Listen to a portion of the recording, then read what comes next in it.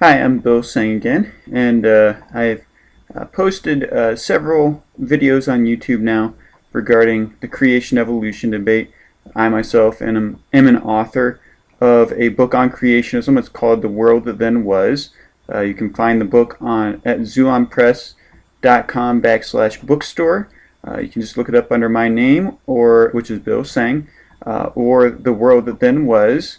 You can also look it up under the ISBN number, but I have no idea what that is. I just wanted to post another topic tonight regarding a post that I made on one of my hub pages. I actually have a hub page as well, and something I've been focusing on to some degree, other than the top 10 greatest monster movies of all time, is also on creationism. Which I have just a week or two ago posted a blog titled Creationism is True. And in this particular post, I post 5 different reasons as to why I know, just by looking at nature, that creationism is true. Now, I have to say that we have to be careful when we make claims that we can declare that creationism is true simply by looking at nature. This is not 100% true. You actually do need the Bible as a reference to understand how to interpret the evidence. I know that lots of my critics would say, well, that just shows how narrow-minded and how much blind faith you rely upon. I disagree. We all need a reference point of some sort. And also, if there is an all-powerful, all-knowing God that's much greater than we are, that is holier than us, that we cannot enter into His presence without His own grace, then we actually do need some sort of special revelation in order to know that God exists. Therefore, same logic goes into science through creationism, being that the only way really to understand the natural world is through divine revelation itself. Especially since I personally believe that a catastrophic event happened about 4,400 years ago that changed the natural world, namely the worldwide flood in Noah's day. And this described in Genesis chapter 6. And because of that, it's very easy to make some wrong interpretations when it comes to looking at the natural processes today and trying to extrapolate them backwards. But that's for another day. I would like to talk more about that at another time. Today I would like to talk a little bit about these 5 different evidences for creation. When I say creation, first of all, we have to understand that I mean creation in the respect that means there has to be a creator. And that creator, I believe, is the God of the Bible. Without any further ado, I'd like to get right into these 5 points I posted on my hub page. You can go to my hub page.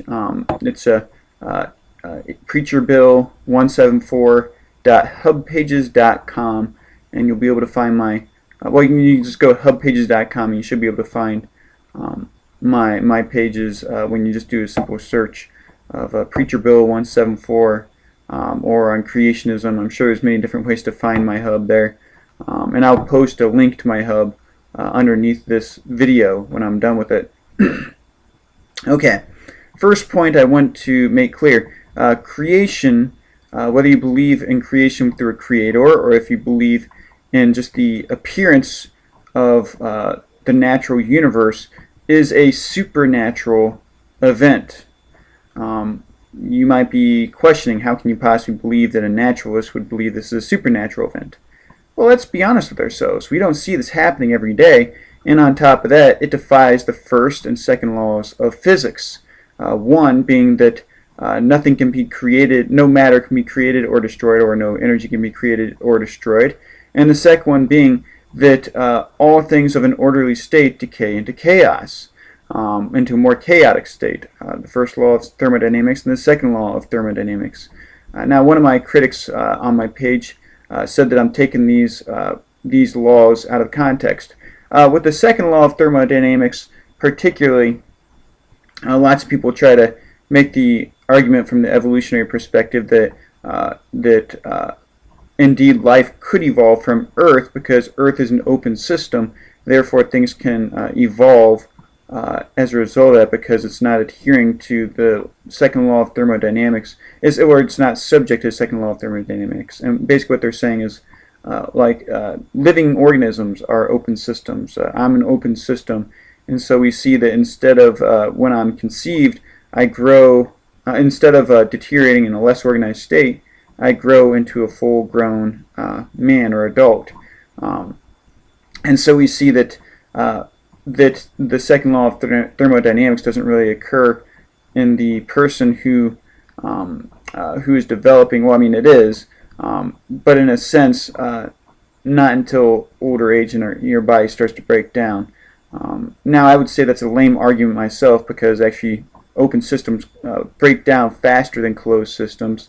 So if the Earth is an open system, we very well might be in trouble. That's not to deny that it might be an open system. Regardless, we're not talking about open and closed systems in regards to the universe. We're talking about the creation of matter itself, the very beginning of everything. Very difficult to take nothing and turn it into something. That's why I say it's a supernatural event. I believe in an all-powerful, all-knowing God. Because of that, I believe that He has the ability and the power to create everything out of nothing, because He brought everything into being.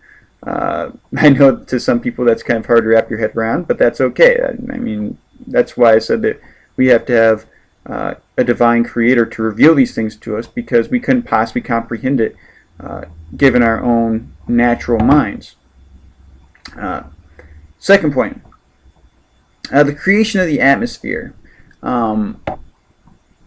I don't know if this is still the commonly held theory by the scientific world, but a former theory, at least, regarding the formation of the atmosphere in relation to an atheistic formation of it, an evolutionary formation of the Earth, was that basically the Earth started off as a molten ball of lava, basically, at least at some stage in its development. And that water vapor, or H2O vapor, rose from this boiling mass of lava. Where did the H2O come from? I don't know. But anyway, that's essentially what is believed. And this vapor rose into the space surrounding the primeval Earth. And once it started to cool and everything, and made it to a certain point, and above this mass, that it rained back down upon the molten Earth. And over millions of years, this cooled the Earth's surface, flooded the Earth, but then also this water vapor that had been evaporating up into the surrounding space became the atmosphere ultimately. Well, this sounds a lot like the second day of creation that is written about in Genesis chapter 1. In Genesis chapter 1, we see that God separates the waters above from the waters below, or vice versa. And to me, it sounds like a very similar process. Now, again, I received criticism for that as well, because, well, how does that relate? Well, how does that prove anything? Well, it doesn't necessarily prove anything, except for the fact that either the people that wrote Genesis were absolute geniuses and knew something that we simply, that most people would not have been able to deduce back then. They would have had to have some sort of scientific method or system to be able to figure out that there is a separation between the waters. Because think about it, in the evolutionary development of the Earth, what happened is there was a separation between the waters below and the waters above. Yes, it came from a molten mass, but where did the water vapor come from? It came from that molten mass. So ultimately there's a separation between the waters. So let's face it, either the people that wrote the Bible were insanely smart, or God revealed this to them in the Scripture so they could write about the creation of the world accurately. Okay, so that's something I find interesting, and I find as a very strong proof of the biblical text, in fact, regardless of what anybody else might think of that assertion. Given that, I mentioned that, and this is point number 3, given the idea that the world was once submerged underwater, that all this water rained back down upon the Earth in the evolutionary model to cool the Earth, it asserts that the world was once totally underwater. Now, this is one of those funny ones, because if I were to mention this in regards to the flood back in Noah's day, I'd be told that I'm crazy for believing that. There's no evidence the world was ever flooded with water, and that there's no way there's enough water in, around, or on planet Earth to possibly flood the entire world. Well, that's pretty crazy to think that, because I already mentioned right here through the evolutionary model, they believe that the entire world was flooded at some point. Wouldn't call it a flood per se, but it was totally underwater. What do you call that? So once again, despite the fact that that evolutionists deny the idea that there could have been a global flood, they still believe the world was totally overflowed by water. Why is that? Well, point number 4. Lots of fossilized creatures, sea creatures, have been found at high altitudes on dry ground above the water. In fact, one of the articles that I post in relation to this talks about whale fossils up in the Andes Mountains. And the link that I use for this particular one is actually talking about the evolutionary model of how they believe that the and I call it the evolutionary model, not pertaining to life, but pertaining to the evolution of the universe, of our planet, etc. Of how the mountains were formed, essentially. And they said that ultimately how these whale fossils got on top of these mountains is that a whale would die in the water, and then the bones would settle at the bottom of the ocean, and then the tectonic plates and seismic activity and everything would force the ground to push its way up until, over a long period of time, these bones that were encapsulated under dirt and everything would rise to the top of these mountains and be preserved as fossils. Well, I find that very unlikely myself. There's 2 reasons why I find it unlikely. Number 1, scientifically, I think that that's absurd. When we think about, I don't know a whole lot about how quickly things decay in the water, but I know on dry ground things decay really quickly. And if something is not covered rapidly, it's not going to fossilize. Well, I imagine in the ocean, this process is going to happen incredibly fast. In fact, it would probably take a really long time for it to sink to the bottom of the ocean. I remember seeing a video not too long ago of a supposed sea monster found in Cambodia, and I watched an analysis of that, and apparently it was probably a blue whale that had washed up on the shore. This was an enormous creature. It didn't just sink to the bottom of the ocean after it died. It actually was washed up on shore. If a blue whale is able to wash up on shore and not sink to the bottom of the ocean and be rapidly covered, I think that spells some serious problems for people that theorize that that's how these fossils got here, was through tectonic plate movements and the uplifting of the land over millions of years. I'm sorry, to me it's just unreasonable to believe that, especially since I'd imagine that these creatures would decay before they're able to settle properly at the bottom of the ocean floor, unless they in fact died at the bottom of the ocean floor and then were quickly covered by a mudslide, which is possible. I find it unlikely, but again, it's possible. Well, how do I believe they got there? Well, as one of my favorite creation scientists or evangelists says, I believe that 4,400 years ago there was this flood. It's actually written about in a particular book called the Bible, and that ultimately the sea creatures, despite the fact that they're able to live in the water, that some of them were caught in the mudslides underwater and everything, and because of that they're quickly buried and killed, and they're preserved in the mountains. It's a pretty easy thing to deduce through Scripture.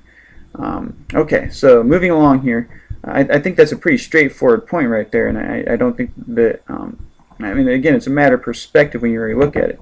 You don't have to trust me on it, you don't have to believe me on it, but that's really the truth of the matter, that the evolutionary model really doesn't hold up, and it seems like the Bible has a much better explanation for how the bones, how the fossils got on top of the mountains.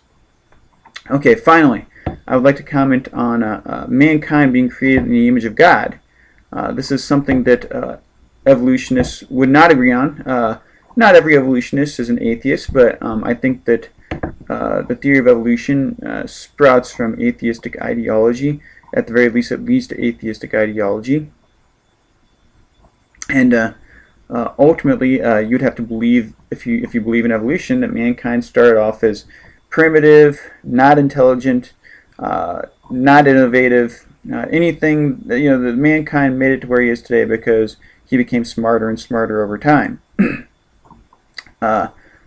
My primary evidence to prove otherwise would be the Neanderthals. Now, there's other evidence from other humanoids, if you want to call them that, bones and fossils that were discovered that prove that mankind was very innovative. What I reference myself, though, is the deceptive uncovering of the Neanderthals when they originally discovered. Back when the Neanderthals were first unearthed, the person who was placing together the bones of Neanderthal to show what he looked like, what his posture would have been and everything, had an evolutionary perspective on things. And so instead of putting the bones together the way that they just naturally would have fit together, he actually followed this concept in his mind that humans were more ape-like, and because of that, he made him hunched over. Well, actually, he would have been hunched over anyway. He actually had, well, I'll go into that in a second. He made him hunched over, made him pigeon-toed, made his neck made his head sit in a very uncomfortable position on his neck, and made a lot of strange conclusions just based off the bones that he wouldn't be able to talk or anything like that, or even act morally or anything. Well, after I think it was 50 or 60 years, two other scientists, doctors specifically, took a second look at the Neanderthal skeleton. They realized the reason why the skeleton was hunched over was because this particular person had severe arthritis in his back and would have been hunched over because of that, not because he was evolving.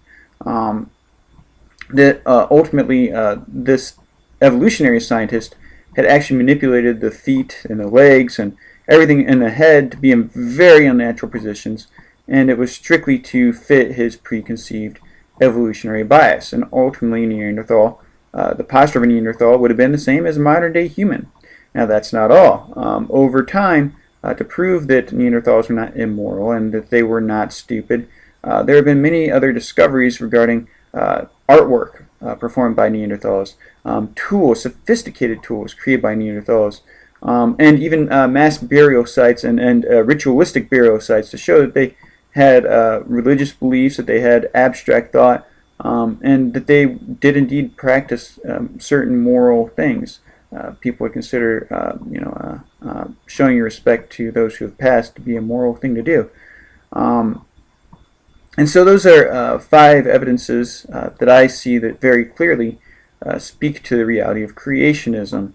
I'd like to see what everybody else thinks, so feel free to post underneath this video. I'm going to post my hub there so you can take a look at that. If you want to visit that as well and post comments, I'd appreciate that and I'd enjoy it.